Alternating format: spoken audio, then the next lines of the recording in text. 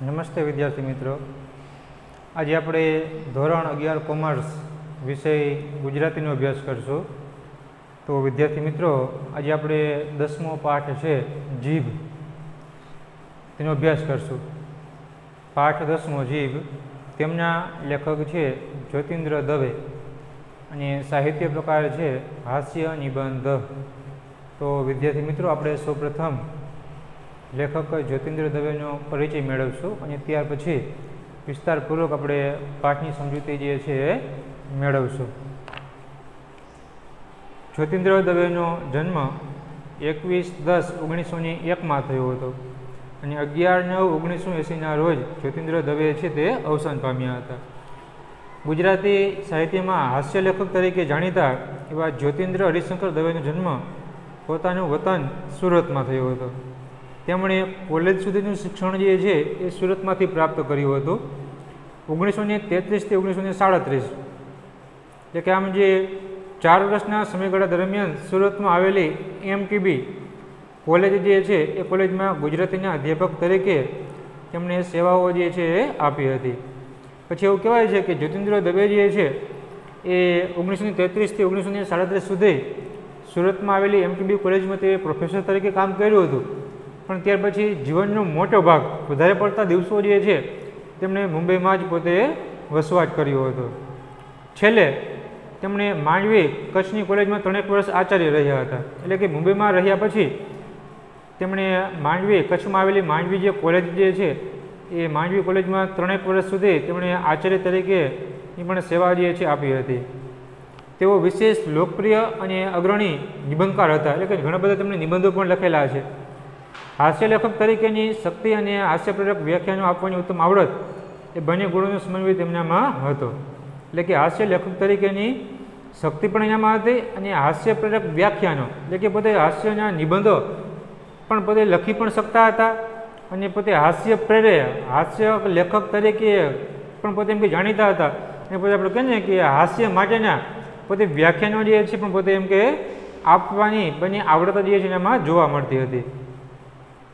રંગ તરંગ ભાગ 1 થી 6, મારી નોંધપોથી, રેતીની રોટલી, પાણીના બીડા, અલ્પાત્માનું આત્મપુરાણ, નજર લાંબી અને ટૂંકી, ત્રીજું સુખ, રોગ, યોગ અને પ્રયોગ, જ્યાં ત્યાં પડે નજર મારી, આ બધા જ હાસ્ય લેખના એમ કે સંગ્રહ છે.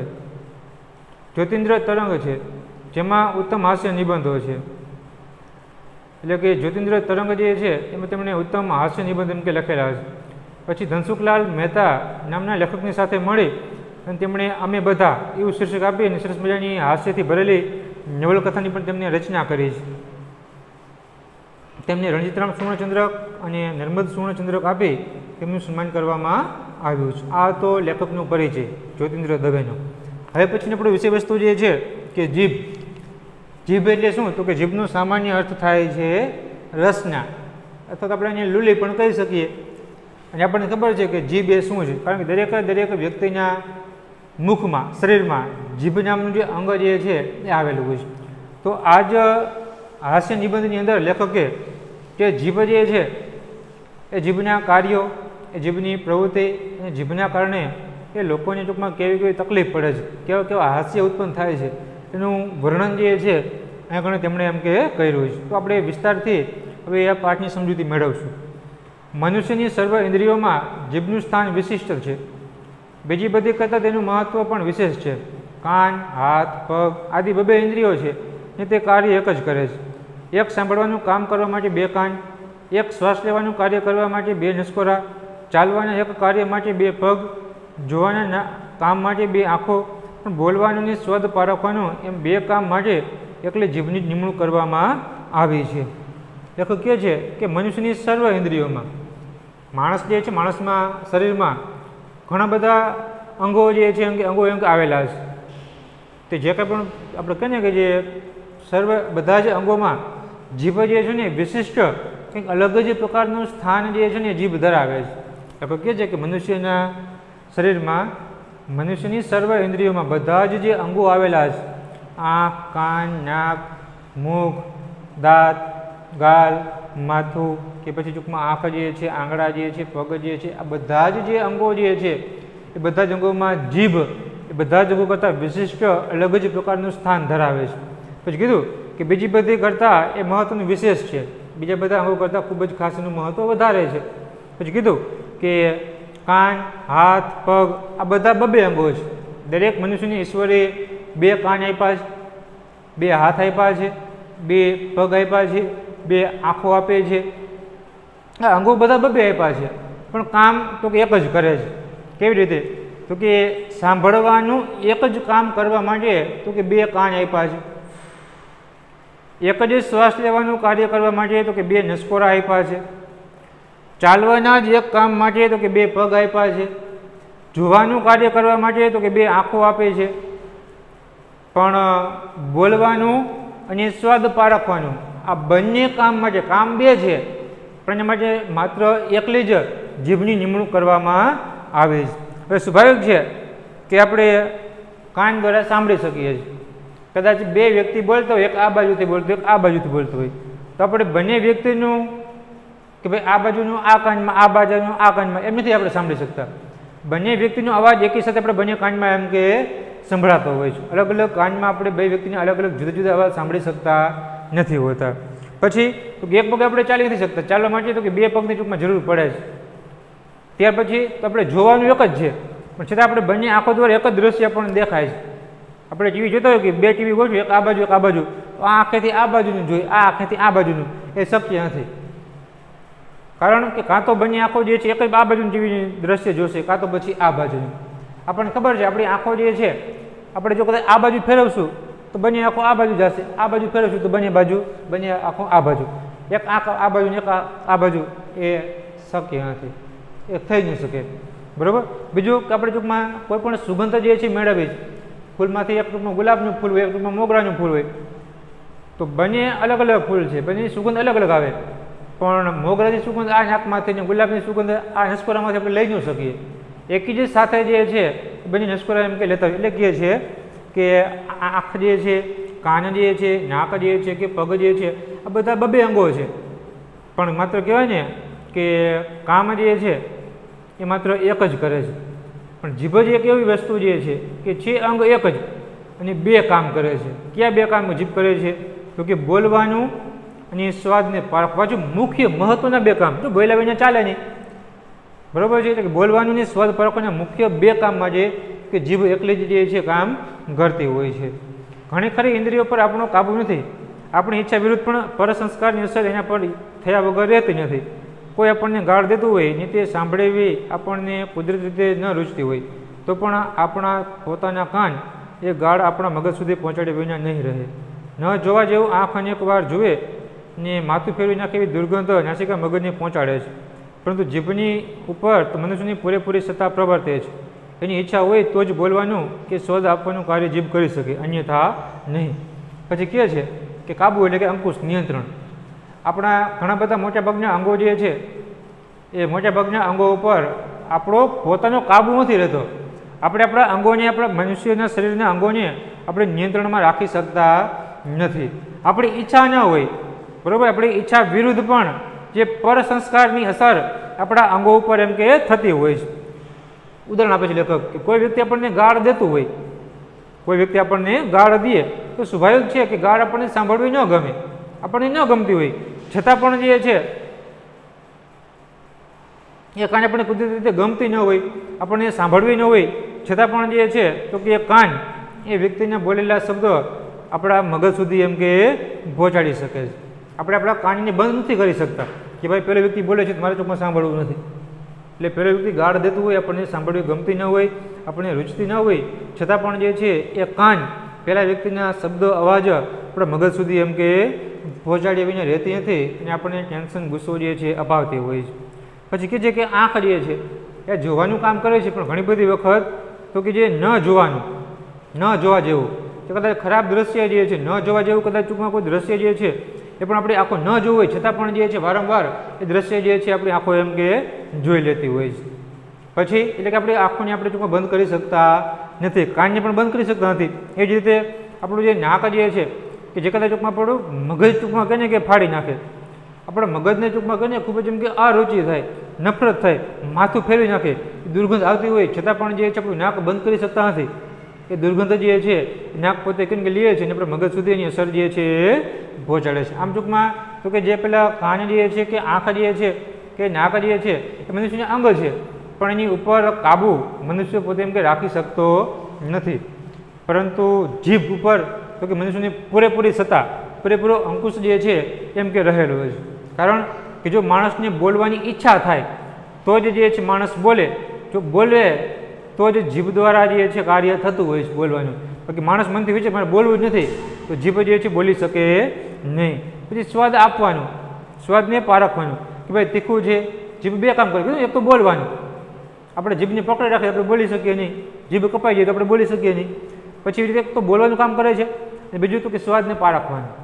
કોઈ પણ ટૂંકમાં આપણે ભોજન આપણે અથવા ખોરાક આપણે ખાવો હોય, જમવું હોય પહેલાં આપણે શું કરીએ, આંગળીથી ટૂંકમાં કહીએ આપણે જીભને અડાડી, જેવી આપણે જીભને સ્પર્શ કરીએ એટલે આપણને ખબર પડી જાય કે આ ખાટું છે, તીખું છે, કડવું છે, મોરું છે, ખારું છે, તુરું છે, તરત આપણને ખબર પડી જતી હોય છે. પણ જો કદાચ આપણે મનમાં ઈચ્છા થાય કે ભાઈ પેલી વસ્તુ મારે ખાવી જ નથી, તો સ્વાભાવિક છે કે ખાવી ઈચ્છા જ ન થાય તો જીભ પાસે એ પહોંચી શકતું નથી.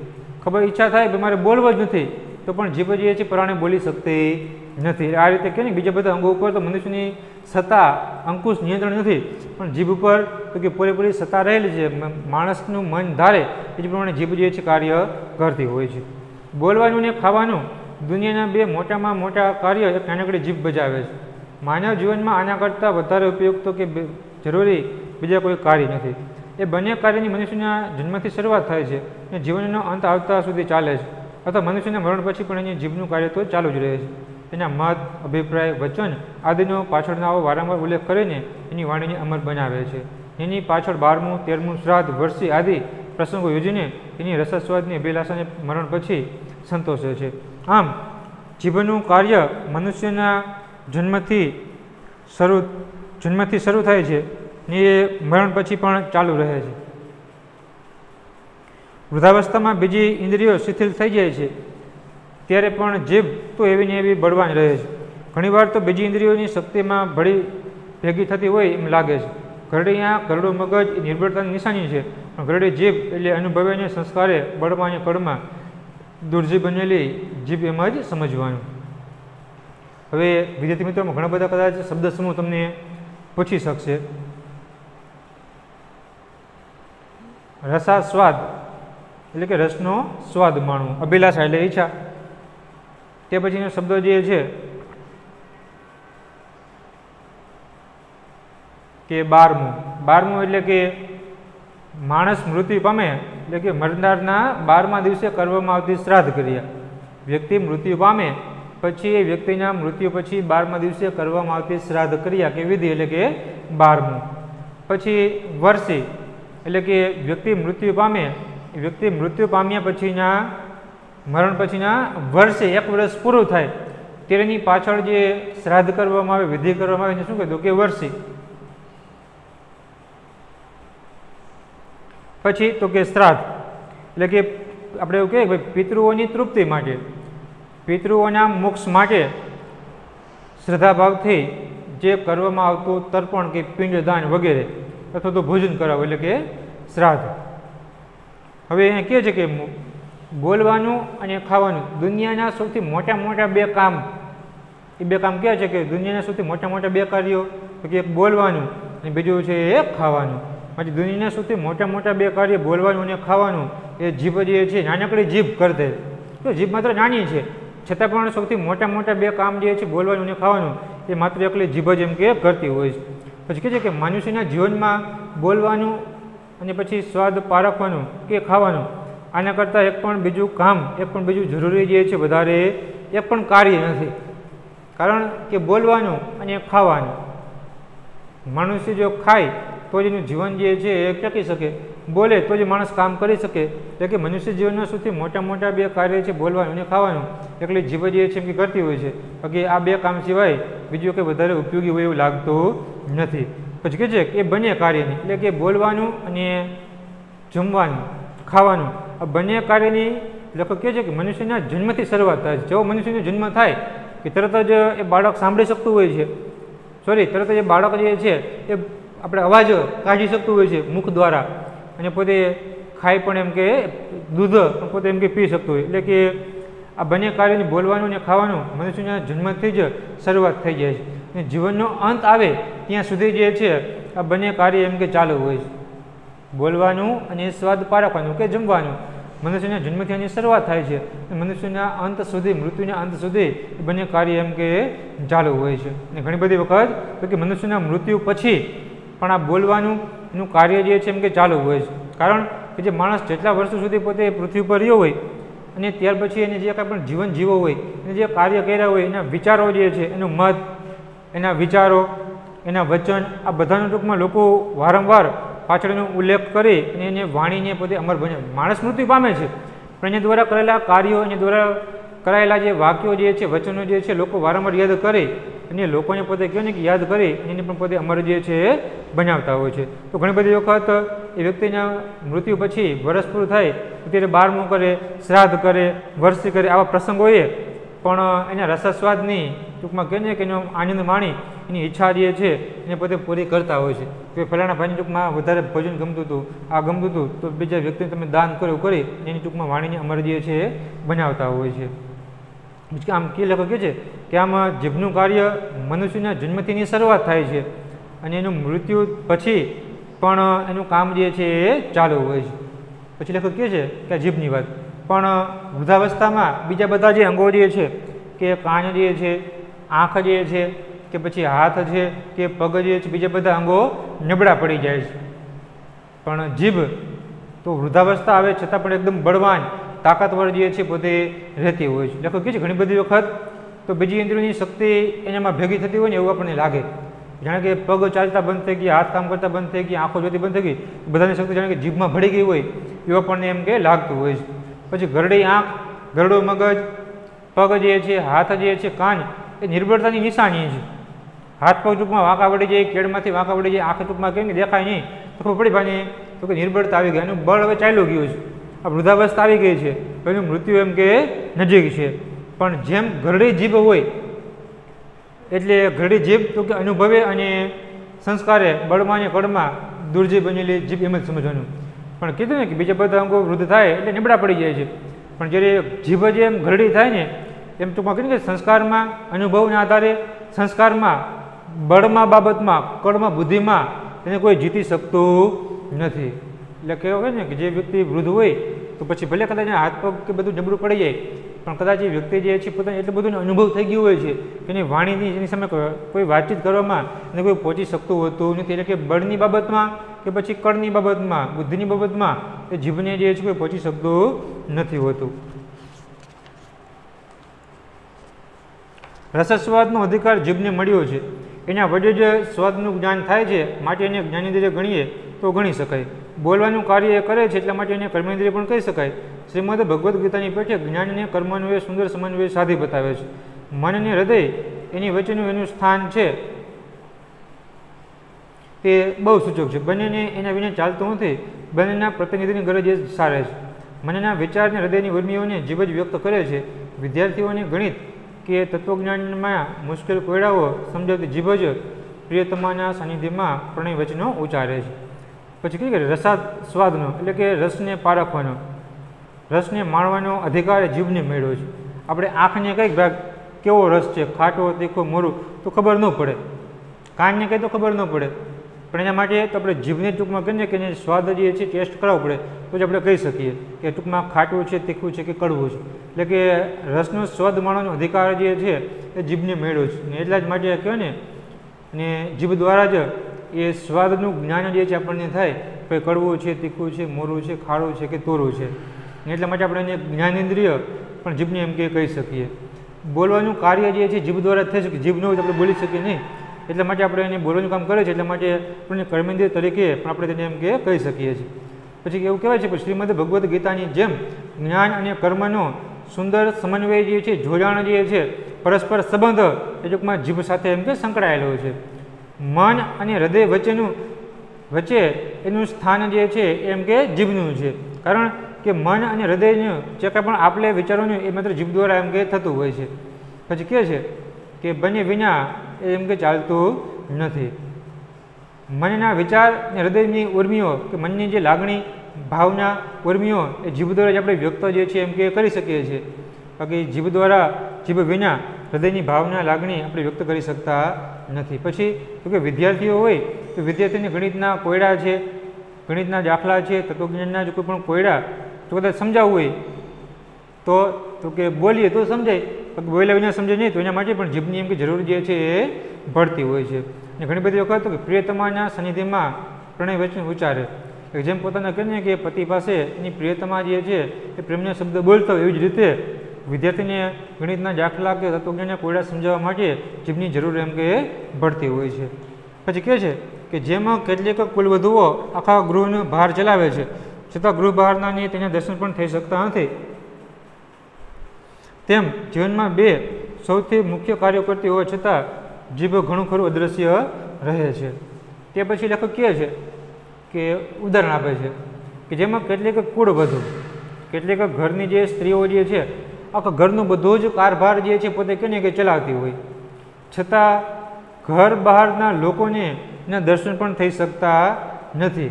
એવી જ રીતે જીવનના બે સૌથી મોટા અઘરામાં અઘરા કાર્ય જે છે પોતે જીભ કરે છે છતાં જીભ તો કે આંખ કાનની નાકની જેમ જોઈ શકાય એ રીતે આપણે જીભને જોઈ શકતા નથી, કારણ કે મુખ બંધ થઈ જાય તો જીભને આપણે દેખાતી નથી. એ કીધું ને કે જેમ કેટલીક ઉદાહરણ આપે છે, ઘણી બધી જે કુળવધુઓ જે છે એ આખા ઘરનો કારભાર ચલાવતી હોય, સવારમાં વહેલી ઉઠી પોતે શિરામણ કરતી હોય, બાળકોને પોતે તૈયાર કરીને શાળાએ મોકલતી હોય ને પતિ માટે પોતે ટિફિન કરતી હોય, ગરમ પાણી મૂકતું હોય, નાસ્તો આ તે બધું કરવાનું, બધા પોતે ઓફિસે કે શાળાએ ચાલ્યા જાય, પછી ખંજવારી, પોતા, કચરા, કપડાં, બપોરની રસોઈ, આમ એના જે કંઈ પણ સાસુ સસરા જે છે એના પતિ બાળકોને બધાને સાચવવાનું, આમ આખા ઘરની જવાબદારી જે છે એટલી સ્ત્રી પોતે સંભાળતી હોય છે. છતાં પણ જે છે ઘર બહારના લોકોને એ ખબર નથી પડતી કે આખા ઘરનો કારભાર જે છે પુરુષ નહીં માત્ર સ્ત્રી જે છે પોતે કેમ કે ચલાવતી હોય, પણ જ્યારે બહારના લોકોને એવું લાગે કે માત્ર પુરુષ જ જે છે એ પોતે ઘર એમ કે ચલાવતા હોય છે. એટલે કે જે કાંઈ પણ આખો દિવસ જે સૌથી વહેલી સવારે સ્ત્રી ઉઠી જાય છે એ સૌથી મોડે બધા સૂઈ ગયા પછી એમ કે સ્ત્રી એમ કે સૂતી હોય છે, સૂવે છે, કારણ કે ત્યાં સુધી જે છે પોતાના પતિ, સાસુ સસરા, પોતાના બાળકો આ બધાની દેખભાળ કરવામાં, બધાની સાળ સંભાળ રાખવામાં, બધાના ટૂંકમાં કામ કરવામાં જ એ પોતે કેમ કે વ્યસ્ત હોય છે. છતાં પણ જે છે તો કે બહારના લોકોની દર્શન પણ થતા નથી, બધાને ટૂંકમાં એવું લાગે ભાઈ તો પુરુષ જ બધું ટૂંકમાં કહે ને કે કામ કરતા હોય છે. એટલે કે ખરેખર સાચી વ્યક્તિની કદર જે છે એટલે કે ટૂંકમાં કહે ને કે થાય, પણ એટલે ઘર બહારના લોકોને એ સ્ત્રીના એમ કે દર્શન એમ કે થતા નથી હોતા. એવી જ રીતે આખા સૌથી જગતના સૌથી મોટા બે કામ જે છે બોલવાનું ને સ્વાદ પારખવાનું, સૌથી મોટા બે કામ કરે જીભ કરે છે, બરાબર છે. છતાં પણ જે છે જેમ કોઈ પણ વ્યક્તિ આપણી આંખને જોઈ શકીએ, કાનને જોઈ શકીએ, નાકને જોઈ શકીએ, હાથને જોઈ શકીએ, એ રીતે જીભને બીજો વ્યક્તિ ક્યારેય જોઈ શકતો નથી. કેમ કે આપણું મુખ બંધ હોય તો કે આપણે જીભને જે છે કોઈ વ્યક્તિ જોઈ શકે નહીં. આપણે મોઢું ખોલીએ, પહોળું કરીએ તો જ અંદર રહેલી જીભ જે છે આપણને એમ કે દેખાતી હોય છે. એટલે કે આ રીતે આપણે લેખક જે છે એ ટૂંકમાં જગતના સૌથી મોટું કીધું કે સ્વાદને પારખવાનું, સ્વાદને ચાખવાનું, જમવાનું, બરાબર છે, એ પણ જીભ કામ કરે છે અને બોલવાનું પણ કામ જે છે પોતે જીભ જે છે એ કરતી હોય છે. એટલા જ માટે લેખક કહે છે કે બીજા બધા અંગો તો બબે છે પણ કામ એક કરે છે, પણ જ્યારે જીભ જ એક અંગ છે, નાનું છે, નાજુક અંગ છે, છતાં પણ જગતના સૌથી મોટા બે કામ જે છે બોલવાનું અને સ્વાદને પારખવાનું પોતે એમ કે કરતું હોય છે. બીજા બધા અંગો ઉપર તો કે મનુષ્યની સત્તા નથી, મનુષ્યનું અંકુશ એમ કે રહેતો નથી હોતો, પણ જ્યારે જીભ ઉપર તો કે મનુષ્યની પૂરેપૂરી સત્તા જે છે એ રહેલી હોય છે. તો વિદ્યાર્થી મિત્રો આપણે અહીંયા સુધી જે છે આ પાઠની સમજૂતી રાખશું. હવે આગળના વિડીયો લેક્ચરમાં આપણે ભાગ 2માં આગળ અભ્યાસ છે એ આપણે શરૂ કરશું. અસ્તુ.